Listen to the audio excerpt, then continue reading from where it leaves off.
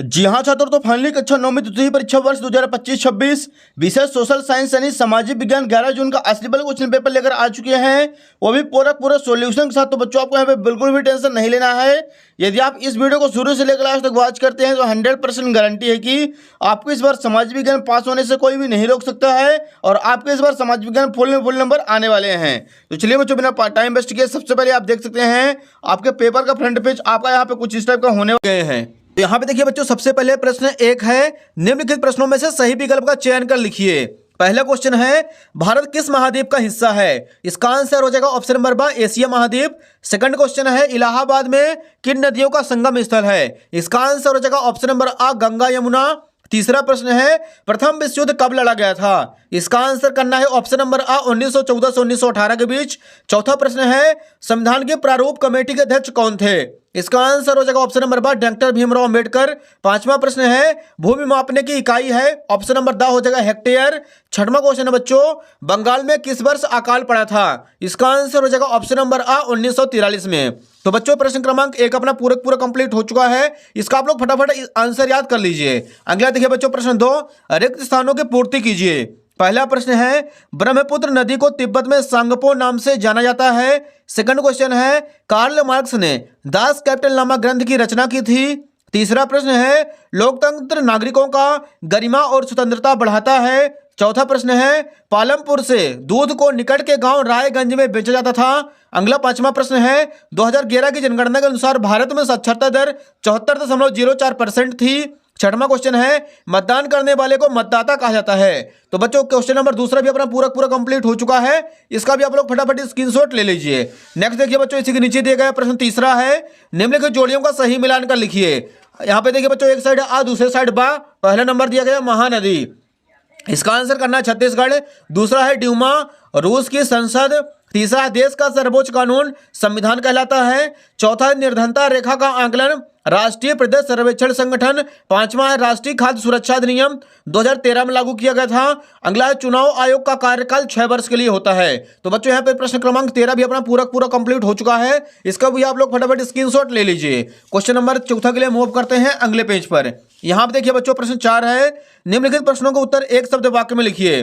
पहला प्रश्न है, शीतलहर क्या है? इसका आंसर लिखेंगे, एक ऐसी मौसम की स्थिति है जिसमें तापमान में अचानक और काफी गिरावट होती है जिससे सर्दी बहुत बढ़ जाती है, शीतलहर कहते हैं। दूसरा प्रश्न है, भारत का जनसंख्या घनत्व कितना है? तो इसका आंसर लिखना है, भारत का जनसंख्या घनत्व 382 व्यक्ति प्रति वर्ग किलोमीटर है।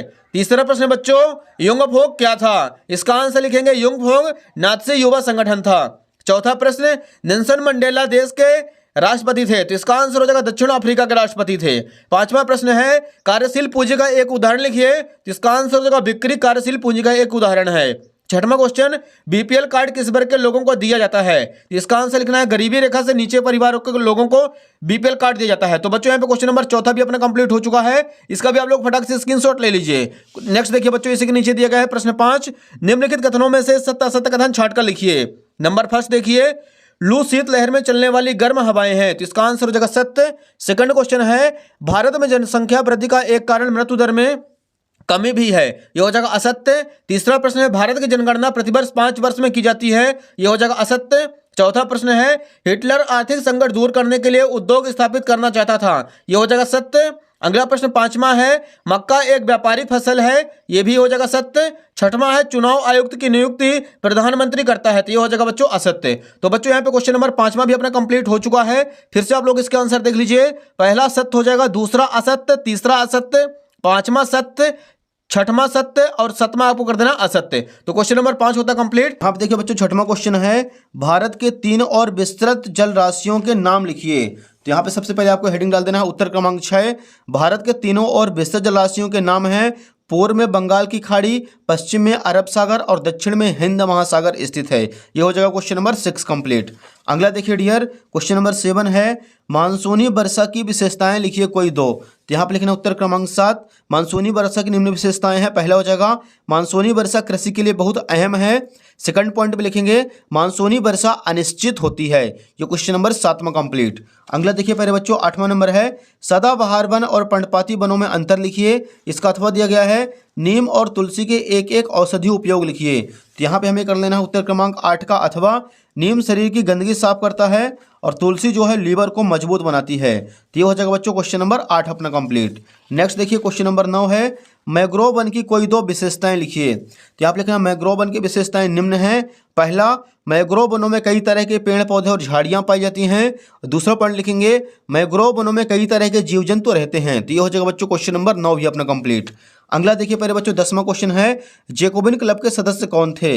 इसका आंसर लिखना है यहाँ पे जेकोबिन क्लब के सदस्य मुख्यतः छोटे दुकानदार तथा कारीगर जैसे जूता चप्पल बनाने वाले तथा नौकर व दिहाड़ी मजदूर आदि थे जो समाज के कम समृद्ध हिस्से में आते थे। तो ये हो जाएगा बच्चों क्वेश्चन नंबर 10 भी अपना पूरा का पूरा कंप्लीट। तो बच्चों यहाँ पे 10 तक क्वेश्चन कंप्लीट हो चुके हैं। क्वेश्चन नंबर 11 के लिए मूव करते हैं अगले पेज पर। तो यहाँ पे देखिए पहले बच्चों क्वेश्चन नंबर 11 है हमारे सामने खूनी रविवार की घटना क्या थी। इसका आंसर लिखना है रूस के सेंट पीटर्सबर्ग में 22 जनवरी 1905 को हुई थी। इस दिन जार की सेना ने शांतिपूर्ण मजदूरों और उनके परिवार वालों के जुलूस पर गोलियां चलाई थी जिसे खूनी रविवार की घटना कहा गया। अगला देखिए प्रश्न 12 युद्ध से जंगल क्यों प्रभावित होते हैं। तो यहाँ पे इसका आंसर लिखेंगे युद्ध के समय जंगलों में आग लग जाती है जिससे वनस्पति और जीव जंतु नष्ट हो जाते हैं। इस प्रकार युद्ध से जंगल प्रभावित होते हैं। अगला क्वेश्चन देखिए पहले बच्चों प्रश्न 13 है वयस्क मताधिकार क्या है। इसका आंसर लिखना है सभी नागरिक जो 18 वर्ष और उससे अधिक उम्र के हैं उनकी जाति या शिक्षा धर्म प्रजाति आदि परिस्थितियों के बावजूद वोट देने का अधिकार प्राप्त है उसे वयस्क मताधिकार कहा जाता है। तो हो जाएगा बच्चों क्वेश्चन नंबर 13 अपना कंप्लीट। नेक्स्ट देखिए प्रश्न 14 है पंथ निरपेक्ष संविधान क्या है। तो यहाँ पे इसका आंसर लिखेंगे भारत सरकार धर्म के मामले में तटस्थ रहेगी और सभी धर्मों के प्रति निष्पक्षता का भाव रहेगी। इसे धर्मनिरपेक्षता की संज्ञा दी गई है। क्वेश्चन नंबर 15 देखिए बच्चों गठबंधन सरकार किसे कहते हैं। तो इसका आंसर लिखना है यहाँ पे जब एक से ज़्यादा राजनीतिक दल मिलकर सरकार बनाते हैं तो उसे गठबंधन सरकार कहा जाता है। तो ये हो जाएगा बच्चों क्वेश्चन नंबर 15 भी अपना कंप्लीट। नेक्स्ट देखिए बच्चों इसी के नीचे दिया गया क्वेश्चन नंबर 16 अर्थव्यवस्था के तृतीयक क्षेत्र से आप क्या समझते हैं। ये रहा बच्चों उत्तर क्रमांक 16 का आंसर। अर्थव्यवस्था का तृतीयक क्षेत्र सेवाओं का उत्पादन करने वाला क्षेत्र है। इसे सेवा क्षेत्र भी कहा जाता है। इसमें शिक्षा हो गया स्वास्थ्य हो गया आदि सेवाएं शामिल होती हैं। तो ये हो जाएगा बच्चों क्वेश्चन नंबर 16 अपना कंप्लीट। नेक्स्ट देखिए क्वेश्चन नंबर 17 बच्चों यहाँ पे दिया गया 17 नंबर मानव पूंजी निर्माण में स्वास्थ्य की क्या भूमिका है। तो यहाँ पे लिखेंगे मानव पूंजी निर्माण में स्वास्थ्य की अहम भूमिका होती है। यह न केवल व्यक्तियों की शारीरिक भलाई को दर्शाता है बल्कि समाज में पूरी तरह से भाग लेने वाली क्षमता को भी दर्शाता है। तो ये हो जाएगा बच्चों क्वेश्चन नंबर 17 भी अपना कंप्लीट।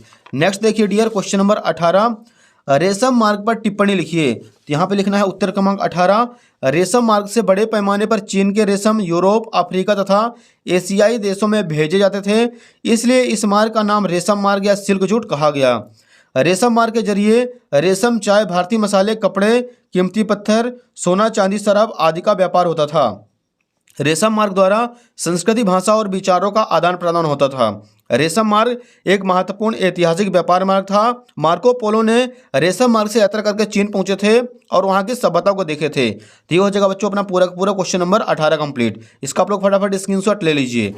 नेक्स्ट देखिए पहले बच्चों क्वेश्चन नंबर 19 है औपनिवेशिक सरकार ने बेकार पड़ी भूमि को कृषि योग्य बनाने के लिए क्या योजना बनाई थी। तो यहाँ पर लिखना बच्चों उत्तर क्रमांक 19 ऐसी जमीन जिससे ना कोई लगान मिलता था और ना ही उसमें कोई उत्पादन होता था को अंग्रेजों ने बेकार माना तथा उसे कुछ खास लोगों को दे दी गई थी और कृषि कार्य हेतु उन्हें प्रोत्साहित किया गया था। कुछ लोगों को गांव का मुखिया बना दिया गया ताकि वे उस जमीन पर खेती कार्य को ठीक ढंग से करवाएं। यह जमीन चरवाहों की थी जिनका चरवाहे नियमित रूप से इस्तेमाल किया करते थे। तो ये हो जाएगा बच्चों क्वेश्चन नंबर 19 भी अपना पूरा कंप्लीट। इसका आप लोग स्क्रीनशॉट ले लीजिए। नेक्स्ट क्वेश्चन देखिए बच्चों इसी के नीचे दिया गया प्रश्न क्रमांक 20 हमारे सामने भारत के राष्ट्रपति को कौन कौन सी शक्तियां प्राप्त हैं। आप लोग इसका अथवा कर लीजिएगा। अथवा बहुत आसान है। प्रधानमंत्री पद के लिए क्या योग्यता होनी चाहिए। तो यहाँ पे लिखेंगे उत्तर क्रमांक 20 का अथवा प्रधानमंत्री पद के लिए निम्न योग्यताएं होनी चाहिए। फर्स्ट पॉइंट वह भारत का नागरिक होना चाहिए। सेकंड में लिखना है आपको वह कम से कम 25 वर्ष की आयु पूरी कर चुका हो। तीसरे पॉइंट में लिखेंगे वह लोकसभा का सदस्य होना चाहिए और चौथे पॉइंट में लिख देना वह किसी सरकारी लाभ के पद पर ना हो। तो ये हो जाएगा बच्चों उत्तर क्रमांक 20 अपना प्रधानमंत्री पद की योग्यता। इसका आप लोग फटाक से स्क्रीनशॉट ले लीजिए। क्वेश्चन नंबर 21 के लिए मूव करते हैं बच्चों अगले पेज पर। यहाँ पे देखिए बच्चों प्रश्न 21 है भारत के मानचित्र में निम्नलिखित को दर्शाइए। तो बच्चों आपको मैप मिलेगा पेपर में। आपको वहाँ पे केवल रिप्रेजेंट करना है। मालवा का पठार लक्षद्वीप आपको दर्शाना है चिल्का झील कंचनजंगा छोटा नागपुर का पठार दर्शा देना है। अंडमान निकोबार द्वीप समूह, सतलुज नदी और भारतीय मरुस्थल। तो क्वेश्चन नंबर 21 भी हो जाता कंप्लीट। अगला देखिए प्रश्न 22 है, भारतीय संविधान द्वारा नागरिकों को कौन कौन से मौलिक अधिकार दिए गए हैं, किन्हीं चार को समझाइए। तो यहाँ पे लिखेंगे बच्चों उत्तर क्रमांक 22, 4 नंबर का क्वेश्चन बच्चों। भारतीय संविधान द्वारा नागरिकों को निम्न मौलिक अधिकार दिए गए हैं। पहला हो जाएगा समानता का अधिकार। इस अधिकार के द्वारा प्रत्येक नागरिक को कानून के समक्ष समानता है तथा भेदभाव, अस्पृश्यता और उपाधियों का अंत कर दिया गया है। सरकारी नौकरियों में बिना किसी धर्म, जाति, लिंग आदि का भेदभाव किए बिना समानता है। सेकंड पॉइंट स्वतंत्रता का अधिकार लिखेंगे। स्वतंत्रता के अधिकार के अंतर्गत नागरिकों को भाषण देने तथा विचार प्रकट करने, देश में किसी भी स्थान पर घूमने फिरने आदि की स्वतंत्रता है। तीसरा पॉइंट लिखना है शोषण के